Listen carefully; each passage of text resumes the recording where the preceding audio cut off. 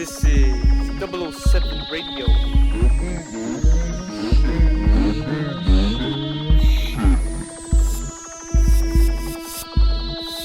Strap yourself in, because we'll be going on a ride deep into the heart of Earth's mysteries. We are here with Linda Godfrey, the writer and author of The Beast of Bray Road. Now, there's so many ways that we could describe what this beast is, but I'm gonna let Linda do it. So, Linda, could you describe what we're talking about? Well, the Beast of Bray Road actually refers to the first reported hotspot of sightings of unknown upright canine creatures that happened back in the early 90s. It's not just any one creature. I believe there were probably more than one that had been seen starting with the early 80s and really up till about 5 years ago, because it's too long of a timeline for just one animal. And also, what happened was at the time I reported that that event, that people were calling our local animal control officer and saying, I saw this thing that looked like a werewolf, but I don't know what it was. I wrote the story. I called it The Beast of Bray Road because I didn't feel comfortable saying werewolf or any other definitive term. But the story went national within a couple of weeks, and I was on Inside Edition, a sci-fi show, the Sci-Fi New in Search of, other radio shows, coast to coast, were calling me around the clock. It was just crazy. And what happened was I became sort of the go-to person, not only for any media interested in the topic of modern day contemporary werewolf like creatures, but for people who had seen one and didn't know anyone else had seen one previous to that, and who wanted to talk to someone who wouldn't think they were crazy and make a report. And what I learned from that was that very similar creatures, if not identical, seem to exist all across the United States, into Canada, down into South America, and possibly around the world. And they've been reported for a very, very long time, making them an international phenomenon rather than just being, stuck in one little road outside of Elkhorn, Wisconsin. And this might be why it just took rampant in the minds of people where they were calling you, because this is a subconscious thing that we all key on, and it's been happening for as far back as we can remember, where Right. humans have the power to transform into nagas, which were snakes, but in the northern climate, they were transforming into wolves, if be it the Norse or be it the European accounts of werewolf sightings. Well, it's true that the Viking berserkers. Berserker meant bear shirt, but it also referred to people who believed they were turning into wolves for battle. They would take on the prowess of the wolf and have it sort of as their totem animal, if you will. But then they believed that in battle they actually transformed. Now, I have to say that this version of it and that of the medieval werewolf, which is a person actually literally transforming into a wolf, is probably not what makes up the majority of reports that I get. I would say the huge lion's share, well into the 90s, of reports that I get describe what really sounds more like some kind of natural wolf-like canine. And I'm thinking more and more as the 20 years have passed that it's probably more like a wolf-dog hybrid that for some reason walks upright. Now, whether this is, and I stay open to things like the idea that it could be, a shaman of some type, or practitioner of magical arts, being able to project an image like that of an upright wolf. There are lots of other theories and ideas, but in almost all of the cases, the creature doesn't do anything that's overtly supernatural. They're the correct size, usually, although large, on the large side of that, because they're usually described as 6 to 7 feet tall, which makes them as big as the largest timber wolf, or about the size that, say, a Russian wolfhound interbred with a wolf would be. So they're not out of the range of possible size. Canines can and do walk upright when they are motivated and or trained to do so. So that's not a supernatural thing. The eye shine reported is almost always green or yellow in color, which is another natural feature, and that's the normal canine feature. The thing that freaks people out, though, is that they seem to be more intelligent and they seem to be sort of hyper aware of humanity and curious about us much more than just your normal wild animal would be. And it's this strange intelligence and coupled with what people will describe as an attitude. They'll say, it was sneering at me or jeering at me. I felt that, it was telling me it was superior to me. It could get me if it wanted to. That kind of thing. Because people don't normally say that after running into, say, a bear or, an actual wolf. So the So this difference creature is, was aware of the person right, that had sighted him. that's what most people say. And you have to understand, it's been 20 years since Bray Road, and I'm still getting reports from all over the country. Almost every week I get one or two or three. So this is an ongoing thing. It's not just one. And I have the more data that I get, the more I realize that it's just too strangely consistent over time and geography for You had this. touched upon Europe and also about Right. shamans, and in the European witch trials, which largely encompassed werewolves, there was always accounts of plant knowledge and the use of plants to transform into these creatures, or, as you said, to project the image of a creature leaving their body, and then they would embody this illusion. Well, there was supposed to be a special salve that they used in the Middle Ages, which the ingredients varied. Some of them were horrible, including human fat and things like that. That might Um, have been because of the witch and trial and the attempt to corrupt and to well, throw dirt into it someone's persona. it is possible, but the salve was said to contain herbs as part of the ingredients. So, Yes, the deadly that nightshades. right, right. And there's another plant connection too, in that there's a substance called ergot, which is kind of a fungus that grows on rye if it gets damp. And the main staple grain for medieval peasants was rye. And if the fields got wet, then much of the crop would be tainted with this. And it can make people act and behave as if they think they're, some sort of cannibalistic animal, just outrageously strong and, crazed and running through the streets. And the only thing is, it doesn't turn them into werewolves. They still look like people, just crazed people, The only you know. difference is they were not aware that they were taking something in a ritualistic ceremonial Right. fashion. So they were That's actually true. thrusted into the ergot, which is Right. also what LSD was derived from. Exactly. So Right. in these, Exactly. so when we look back at North America and the accounts of people transforming to animals, we come across the shamans who used a plant called datura. And datura was also heavily used or known to contain scopolamine, which is also contained in the deadly nightshades that the Europeans were using. So if Hmm. these plants were used in a ceremonial fashion, could they not induce desired effects that the practitioner had in mind? Well, psychotropic drugs of various kinds, are linked to visions of transforming into your totem animal or other things. Um, I've only come across one or two instances where onlookers also agreed that the person changed shape, and in those cases, those people had taken LSD, so they were also, their minds were also affected. But most of the research that I've done indicates where I've actually looked at what shamans themselves are saying. Um, they seem to indicate that it's more of a projected mental image, or using either that or using some spirit energy and being able to mold and shape that Are you into aware the form of the animal. of the chin chin of the Central American shamans?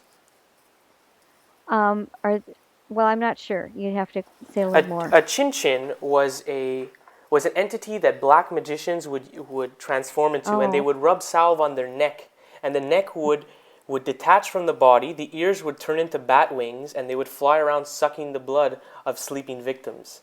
And this was said to be an effect of the salve.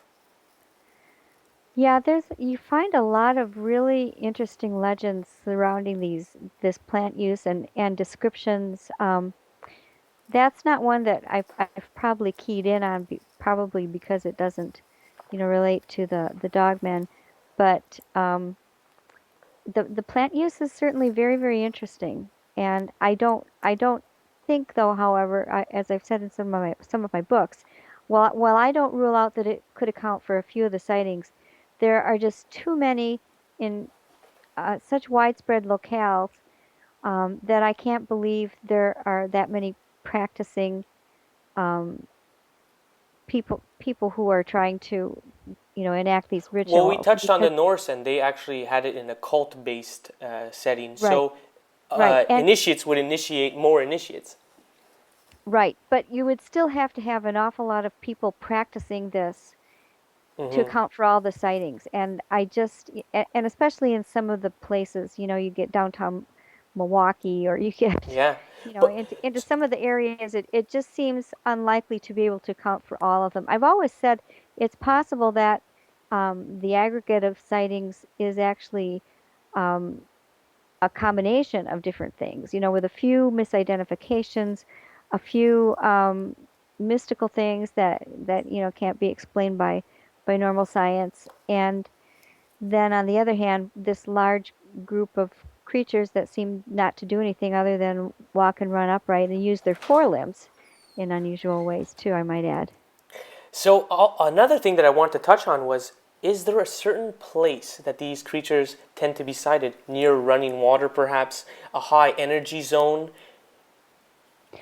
Yeah, one thing that I do when I get a new report is map it out, and I've been keeping an ongoing map of sightings, for 20 years, so that I'm able to identify hot spots and migratory trends and things like that.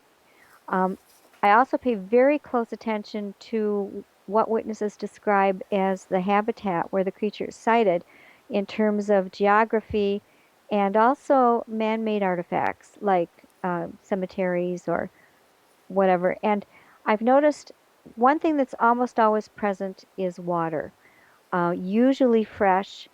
And in fact, the Great Lakes altogether are sort of a major area for sightings all the way on up to New York State. And this has been Inclu- known since the natives. right, right. So the water is a necessary ingredient, although I always play devil's advocate and say, well, natural large predators follow water too, because especially if they're carnivores, they need a lot of water in order to process the protein. And it's also usually where the game trails are because everything needs water. Hmm. So you can look at it both ways. But on the other hand, I find it harder to explain the fact that a great number of them seem to be located at crossroads, cemeteries, old sacred spots, churchyards, and military spots, which happen to be the same sort of places where the phantom dogs of the British Isles are usually seen, um, which seem almost completely supernatural. So why the other creatures in the New World should follow suit, even though they don't. The creatures of the British Isles, the great black phantom dogs, and there are even ape-like creatures too, appear in all different colors. They're much more varied. Their eyes glow red. They behave weirdly. They vanish and reappear, that sort of thing. So the creature reports are very different, but the habitats are quite similar. We seem to see this all over the world, time and time again. And if we look back at the ancients, they do have a little bit to say, and not even as far back, the Europeans. And I can't help but touch back on the fact that when tortured, they would say that a man in black gave them a holy salve. And when they would rub this black salve on themselves, they would transform. Yeah, that was the claim of one Jean Grenier, who was a very young man who said he called it the Lord of the Forest, the person that met him on a great black horse and gave him this salve and gave him also a belt made of wolf skin. And his claim was that when he used these items, then he was able to transform not into an upright wolf, but just into sort of a reddish haired wolf. And The Hound of Hell, I believe, right? Well, it was that could have certainly have Oh, been, sorry, not the Hound of Hell. It was the Hound of God. yeah, something like that. And I've read other instances where people have claimed this, but that's the most famous example. Do you have a story that really sticks with you and that you would like to share? Because I'm sure some people are itching to hear one of these stories, one of these sightings. Well, there's one that appears in my latest book, which is called Real Wolf Men: True Encounters in Modern America. It just came out this fall, and it really flabbergasted me. It's not in any of my other books, but it happened to a couple in Palmyra, Maine in 2007. Just a very pleasant, middle-aged professional couple, very credible, trustworthy people who were sitting on their front porch of the farmhouse where they lived. And their habit was to sit out on the front porch and drink coffee late at night because they had a big pond where deer would often gather. And they kept a spotlight handy. And every once in a while, they would just shine it on the pond to see if there were deer there. That was how they relaxed before they went to bed. And they were sitting there. It was actually the night of Labor Day in 2007 when they just got a very ominous feeling. And they shone the flashlight onto, actually, it was the wife who shone the flashlight out onto the lawn. And there, less than 20 feet away from them, were five upright wolf like creatures walking on their hind legs toward them. And even more scary, they were flanking them. There were three on one side and two on the other, which sort of showed intelligent planning. They knew how tall they were because they had to pass a shed door that measured 7 feet in tall, and they were that tall. They had no gun with them because the wife made the husband keep his guns locked in the garage. So all they could do was back into the house, got into the house door all right, slammed the door and locked it. They actually called 911, and 911 told them to call a game warden. The game warden said, just, shut your door, lock your doors and stay inside. Never bothered to come out or anything or inquire further. So they felt they were on their own. They went upstairs to where their daughter was sleeping in one of the bedrooms and looked out the window and shined the flashlight down there, and five pairs of green yellow eyes reflected back up at them. So they had either followed the lights going on in the house or somehow knew where to find that couple, and they stayed there all night under that window. So the couple was up almost the whole night. Oh And my God. yeah, I mean, can you imagine? And they said they finally slunk away sometime toward dawn. By the time it got light, they looked out and they were no longer to be seen. They did find footprints, but as often happens when you try and photograph remnants of strange events, the photographs did not turn out very well. Hmm. So Seems yeah, to so fade like a dream. exactly. So it wasn't too long, and they moved out of there, and just didn't I have. would move out too. And that very often happens to people who report these strange creatures near their homes. They sometimes feel as if the things never leave. There's a unexplained banging on the house, or they'll hear them walking around the house at night. Um, a few people have had luck with religious cleansing ceremonies, either Christian or Native American, whatever their belief system. Both seem to work. But in this case, they moved away, and a couple of years later, they drove back and saw that whoever had moved in after them had filled in the pond, perhaps wishing to get rid of the attraction of whatever it was. But I just find that, partly because of the credibility of the witnesses and the fact that there were five creatures, the nearness of them, it's just so appalling that's I think takes top billing in my roster of scary man wolf stories. And yeah, I'll testify that that's pretty scary. When you have all these people coming before you and telling you these stories, doesn't it set you in a mind frame where now you are also looking? And then my next question is, have you ever seen something yourself? Well, I do keep an eye peeled, and I do field research when it seems logical to do so. In other words, when the sighting is fairly recent, when it's something I can afford to get to because I don't have, unlimited funds for travel by any means, when it's a place that I have permission to be, and when it seems like there might actually be some evidence there, I'll go do field research. Otherwise, it's not like I spend all my time wandering around looking for them. Now, I do have trail cams out at certain places, and I've done overnight stakeouts. Um, I may have seen part of one in Michigan, in an area of the Manistee Forest near Reed City. I was there with a History Channel cameraman. I've done a lot of national TV shows on this topic, and several witnesses who, on separate occasions, had seen different looking creatures. They had seen a 7 foot gray one and a slightly smaller dark brown one, upright dogman, that is. And we'd been seeing yellow eyes glaring from the bushes all night, seeing something just keep skirting the outskirts of our illuminated area. At one point, I heard something that sounded like the biggest dog in the world shaking out its wet coat in the bushes behind me. And this was a very still, humid night. It was about 90 degrees at 2:30 a.m. And I don't think anybody was around there in a costume. The place was full of mosquitoes and surrounded by miles of marsh and bush. It was just not people friendly territory.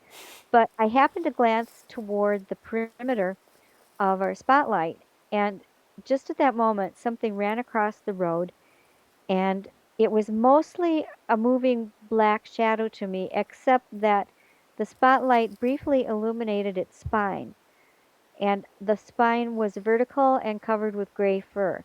And whatever it was had to have been 7 feet tall because it briefly blocked out a reflective road sign as it went past. And one of the witnesses saw it too. It wasn't just me. And they immediately they were still frightened from before. They insisted we leave at that point. Turn and run. Turn and run. Exactly, exactly. I've had maybe a closer encounter with a Bigfoot, not too long ago, but I didn't really, I didn't get a good look at it, but I'm convinced by somebody else who was with me did see it. And I'm convinced by the other things that happened that it was there, and there's no other way to explain the incident. The only difference I would say with the sightings of Bigfoot is it doesn't seem like it would hurt you if you told anybody. Yeah, a werewolf is more, he cares more about what you're going to think when you see him and who you're going to tell. He might follow you home in a sense in some of these sightings, right?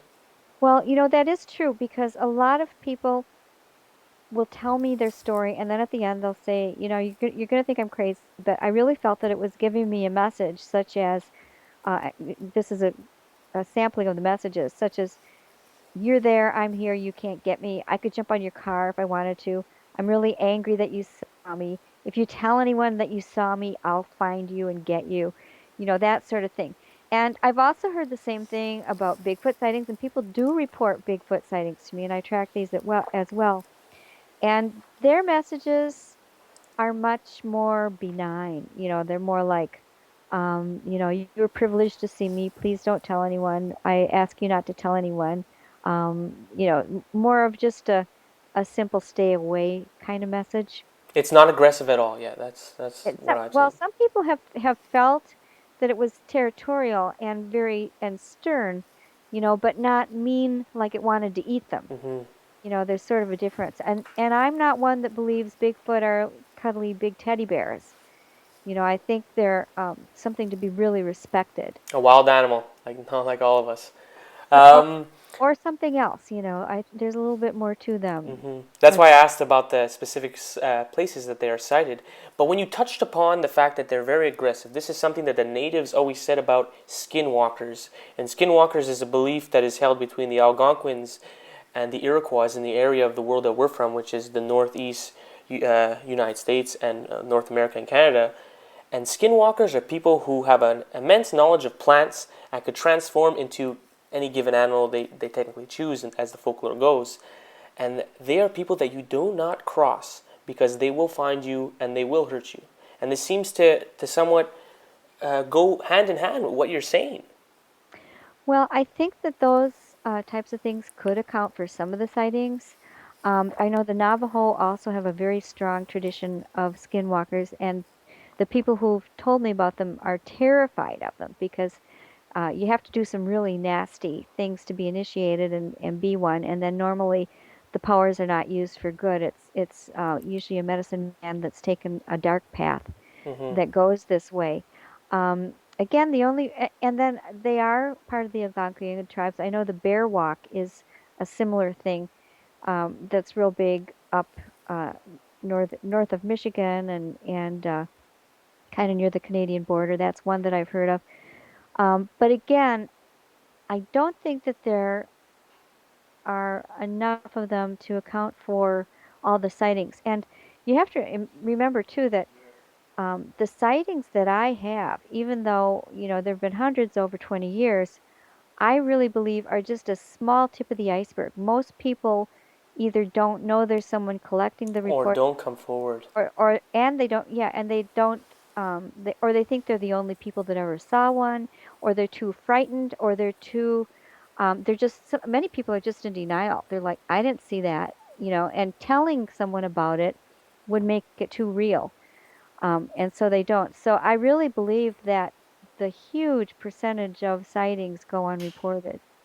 Well, have you ever heard of the sighting of the prospector in BC who ran across a family of Bigfoot, and the Bigfoot, actually the father figure Bigfoot, had carried him in his tent for 4 miles, and then Albert Ostman. yeah, and then he spent a couple of days until he actually tricked the elder Bigfoot into eating snuff, and he ran away when he got sick.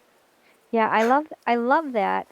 He didn't mean to tell anybody, eh? He just meant Right, to put it in this little blurb in an article about prospecting, and the word got out, and he could find no peace. right. And I don't see any reason to disbelieve that story. I really don't.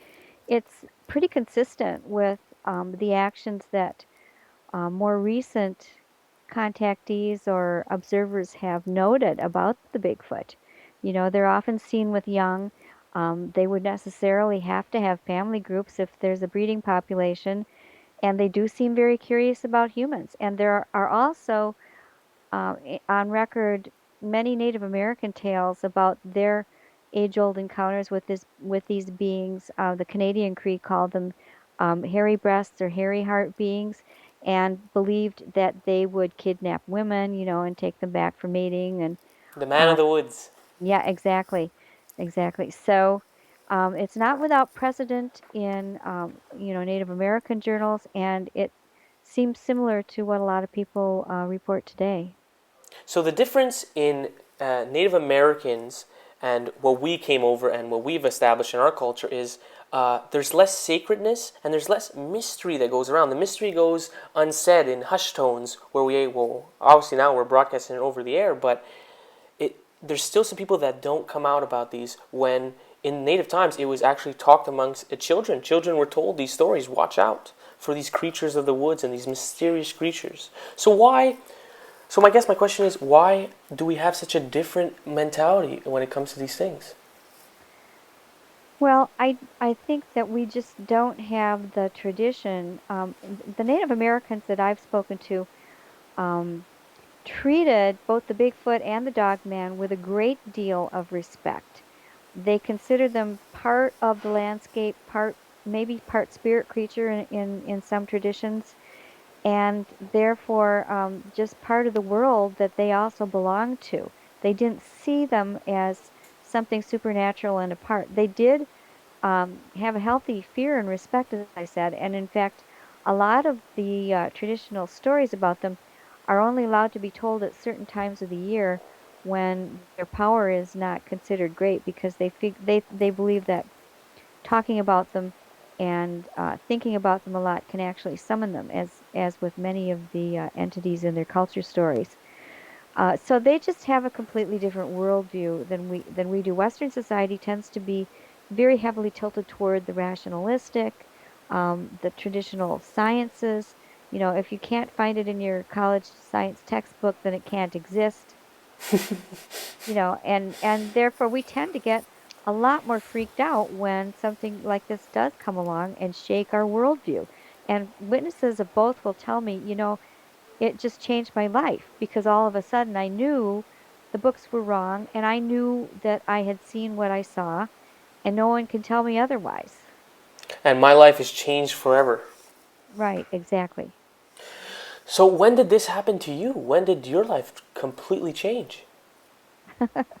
Well, I've always actually been interested in mystical topics. My dad was a sci-fi fan, and so I grew up with Argosy magazine and the short story books, analog, and those kinds of things with pictures of aliens and UFOs. So I was always interested, and I was a real fairy tale fan. I just, devoured anything with old stories or fairy tales, that sort of thing.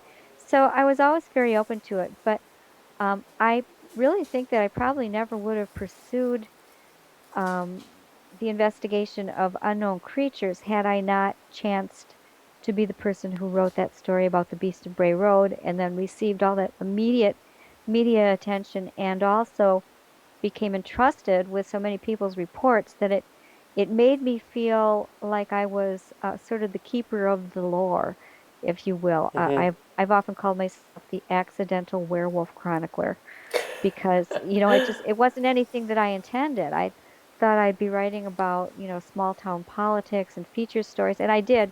For 10 years that I worked at the newspaper, I wrote many other stories, won some national awards for my paper, and maybe only a total of five, just the main story, including updates about the Beast of Bray Road. And yet that ended up really, pointing to my career path. I really think that it strikes a chord with people, as it did with me. Um, well, humans and canines have just had this special relationship like forever. When I think they've determined that dogs were present with the very earliest Americans, and the fact that dogs were domesticated from wild wolves cements that relationship even a little bit more and extends it to the wolf packs. So there's just something that's very symbiotic between man and wolf. I would love to ask you one last question, and is Sure. have you ever had someone come up to you and say, "Hey, I'm actually part of one of these cults and I'm actually a werewolf"? That does occur every now and then, and I try very hard not to judge anybody else's life path or experience. If they believe that, they probably have some good reasons. And the one thing I will say is that I do have a standing offer to them, which is that if you do believe that you really bodily transform, in other words, your corpuscles, your muscles, your bones, everything is stretching and changing to become this animal form. The next time, please have yourself chained up and turn on your video camera and send me the transformation video. And that I have yet to see. I really believe that there's a lot going on psychically and perhaps even in other dimensions that we can't really document. But I'm a little bit skeptical of the claims that people are literally transforming, their flesh and bone into some other type of DNA.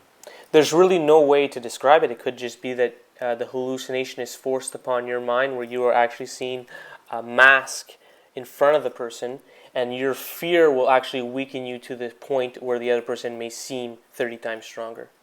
I think that from my own research that that's how the skinwalkers operate. Yes, totally. And and it is true. Many people who've undergone this have said that, they can look at their arms and see hair sprouting and see their knuckles changing and, a snout growing if they look in the mirror. But the people watching them just see the person, So um, unless the people watching have also been affected in some way, they don't see a physical transformation of the person who claims to be changing in front of them. This could be totally happening in another realm, a psycho realm, if you will. And, well, I guess this concludes our talk for this time.